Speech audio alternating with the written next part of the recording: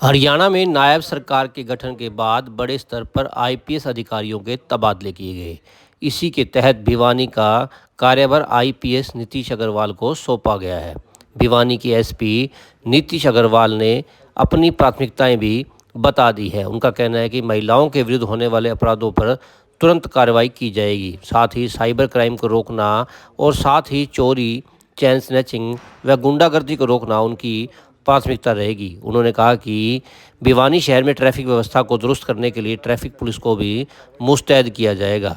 दुर्घटना स्थलों पर चिन्हित करके दूसरे विभाग के सहयोग से काम किया जाएगा। आईपीएस अधिकारी नीतीश अग्रवाल ने कहा कि वे अपराध के बिल्कुल खिलाफ है और साथ ही उन्होंने कहा कि जो भी कर्मचारी रिश्वत लेते हुए पकड़ा गया तो उसके खिलाफ वे तुरंत एक्शन लेंगे।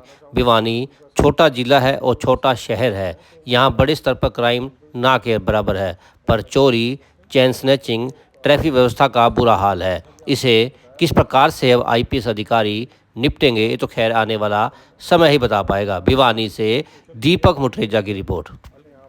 मंडे से ही डिस्ट्रिक्ट भिवानी का कार्यभार संभाला है और मेरा सबसे ज़्यादा जो जोर रहेगा भिवानी ज़िले के लिए वो यही रहेगा कि एक तो महिला विरुद्ध अपराध में हम तुरंत से तुरंत कार्रवाई करें और उसमें हमारे जो केसेस हैं, जो पेंडेंसी है, उसको भी हम कम से कम हम उसको ज़्यादा से ज़्यादा रिड्यूस करें।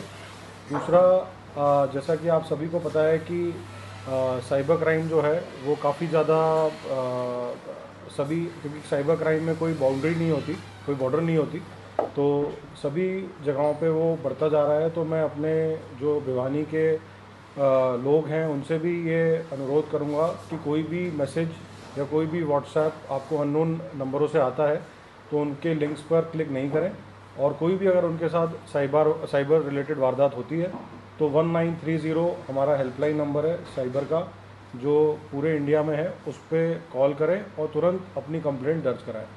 उसके अलावा हमारा साइबर पुलिस स्टेशन भी है भिवानी में, जहाँ पे आपके साथ जो भी फ्रॉड होता है वहाँ जाके अपनी कंप्लेंट भी दे सकते हैं।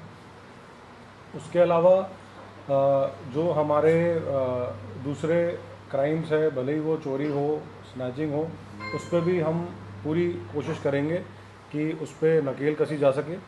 तो उस पर भी मेरा विशेष ध्यान रहेगा कि हम एक तो ट्रैफिक ड्यूटीज़ को ज़्यादा से ज़्यादा मुस्तैद करें, उनकी प्लेस ऑफ ड्यूटीज़ और बेहतर तरीके से उनको असाइन कर सकें, और क्योंकि ठंड में भी इस तरह के एक्सीडेंट्स की वारदातें और ज़्यादा बढ़ जाती हैं, तो हम जितने भी रिफ्लेक्टर टेप्स हैं, जितने भी हमारे और भी जो ट्रांसपोर्ट यहाँ का एसोसिएशन होगी, उनसे भी मैं विनती करूँगा कि वो लोग अपने ट्रैक्टर्स वगैरह पे ज़्यादा से ज़्यादा रिफ्लेक्टर टेप लगाएं, ताकि एक्सीडेंट से रिलेटेड समस्याएं हमारी कम से कम हो सकें।